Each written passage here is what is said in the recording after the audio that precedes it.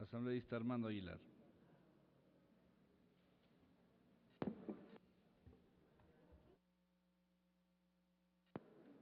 Muchas gracias, señor presidente, señoritas, señores y señoras asambleístas.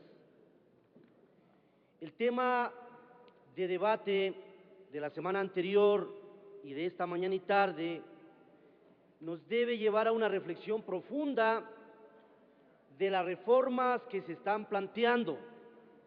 Las reformas que, si bien es cierto, pretenden solucionar un problema que es de interés de la ciudadanía y del país y que está referido a la seguridad ciudadana, a la tranquilidad de todos y cada uno de nosotros para poder transitar libremente por las calles o poder estar en nuestros hogares. Pero yo creo que es fundamental que todas y todos reflexionemos sobre posiciones jurídicas, científicas claves. Yo me voy a permitir manifestarles que muchos criminólogos en el mundo afirman que no existe una relación directa entre gravedad de la sanción y desestímulo del hecho. No existe una relación directa entre el endurecimiento de las penas y el desestímulo de los hechos delictivos. Entonces yo no sé cómo, de manera irresponsable, ya se ha dicho aquí en reiteradas ocasiones, cierto sector político de la oposición pretende engañar a la opinión pública, diciendo que endureciendo las penas, criminalizando a los jóvenes y a los adolescentes, mejoraríamos la seguridad ciudadana. No caigamos en la demagogia y en la irresponsabilidad. Esto apenas puede ser una estrategia para combatir el crimen. Esto apenas puede ser una forma de lograr disuadir el cometimiento del crimen. Pero esa disuasión no creo que sea tan eficaz, porque el criminal no es aquel que lee los textos jurídicos. El criminal o el potencial delincuente no es aquel que está leyendo permanentemente las reformas penales que se hacen para sentir temor y miedo y dejar de cometer el acto delictivo. En los países que han adoptado la pena de muerte, tampoco encontramos índices de criminalidad y violencia menores que en los países que no la tienen. Si fuera así, la cadena perpetua, la pena de muerte, entonces en muchos estados de los Estados Unidos de Norteamérica deberíamos decir que hay mucha seguridad, que no hay crímenes, que no hay asaltos, que no hay robos, que no hay asesinatos en serie, que no hay locos y desquiciados que ingresan a una institución educativa y no solo matan a uno, sino que matan a 15, a 20. Entonces, si la pena, el endurecimiento estuviera en relación directa con la disminución de la criminalidad, entonces deberíamos afirmar aquello.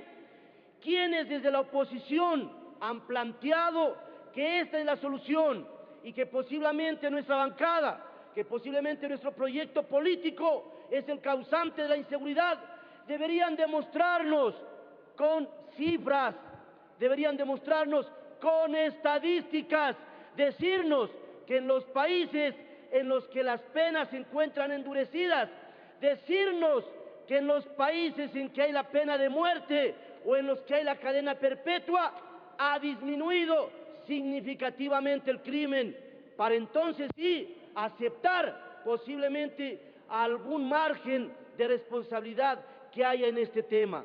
Pero como no lo van a hacer, como no lo pueden hacer, porque eso está demostrado científicamente, estadísticamente, a través de todos los medios, a través de toda la información que hoy es posible, entonces busquemos mecanismos conjuntos, dejemos a un lado el discurso demagógico, el discurso político y construyamos un país de paz, construyamos un país que permita ir avanzando hacia el progreso y el desarrollo. La oposición, que a veces con sus votos niega el procesamiento de la que pretenden buscar mecanismos de equidad y de justicia en el país, debería reflexionar. Con ese voto, con esa actitud, están coartando el legítimo derecho de los ciudadanos del Ecuador a tener días mejores. Busquemos esos mecanismos que nos acerquen esa voluntad política de votar por leyes que efectivamente cambien la situación educativa, cultural y económica del Ecuador. Hoy tenemos de por medio y está por votarse la Ley Orgánica de Educación Intercultural. Debemos todos los asambleístas y todas las asambleístas hacer causa común para lograr que esta ley sea aprobada, ojalá por unanimidad, pero dejando a un lado aquellos intereses de clase, aquellos intereses economicistas y pensando en el bienestar de los niños, en el bienestar de las niñas, en el bienestar de los jóvenes, en el mejoramiento de la calidad educativa, que es allí donde debemos atacar para evitar las consecuencias del crimen y del delito. Nosotros estamos preocupados cómo atacar las consecuencias, pero no hemos reflexionado en cuáles son las causas que generan la delincuencia, que lo van configurando al delincuente. Vamos hacia allá, tratemos de buscar esos mecanismos. La represión del delito llega tarde y no incide en el hecho criminal. Sí, ok, endurecemos las penas. Aquel que ya cometió el delito, claro, nos mató a uno de nuestros seres queridos, asaltó nuestra vivienda, nos robó nuestros bienes, ya ok, sí, le vamos a castigar, la vindicta pública va a caer encima con todo el peso de la ley, sí, pero ¿y en qué le ayuda a esa persona, a ese agraviado, a ese padre de familia, a esa madre de familia que perdió a su ser querido? Debemos buscar mecanismos de prevención del delito.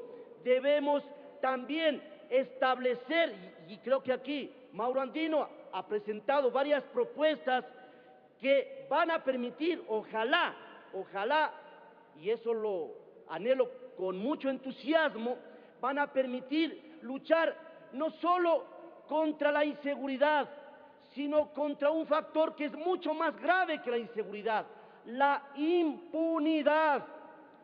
Esmeraldas y Sucumbíos están en los índices más altos de delincuencia y de inseguridad. Aquí nos presentaron, no sé si en esta discusión o en la semana anterior, Esmeraldas y Sucumbíos, los índices más altos de inseguridad y de delincuencia. ¿Pero por qué se da aquello? Porque hay altísimos niveles de impunidad. En Esmeraldas y en Sucumbíos existen los asesinatos por sicariato, pero son rarísimos, yo diría casi nulos, los casos en los que la policía judicial o la fiscalía logra establecer las responsabilidades de los hechores materiales, peor aún de los intelectuales. Entonces, busquemos esos mecanismos que obliguen a los operadores de justicia a aplicar la sanción, pero para ello a establecer cuáles son y a determinar las responsabilidades. Muchísimas gracias. Para que ojalá la impunidad en este país vaya disminuyendo. Yo creo que lo que se plantea aquí, la delación combinada, el tema del agente encubierto, el tema de la usura, el tema de aquellos grupos que se han constituido en verdaderas mafias que captan dinero y que entregan dinero a cambio de intereses elevadísimos, también van a contribuir a la seguridad, aunque ciertos sectores pretenden inclusive ridiculizar estas reformas. Yo creo que estas son fundamentales porque en estos hechos son donde se ampara y donde se sustenta el sicariato. Les hago una reflexión para que vayamos a atacar las causas, no solo las consecuencias. Muchísimas gracias. Gracias.